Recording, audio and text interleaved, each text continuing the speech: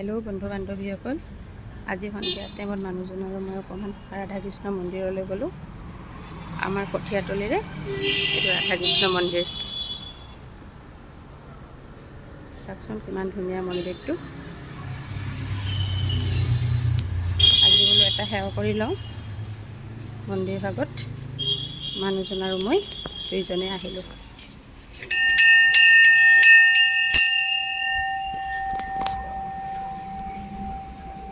কিমান ধুনীয়া পৰিৱেশ।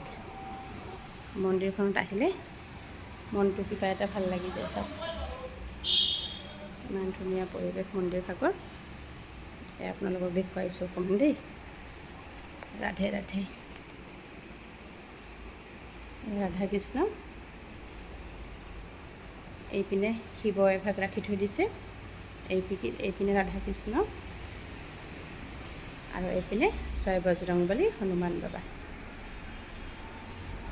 দেখিছে পৰিৱেশটো বহুত ধুনীয়া।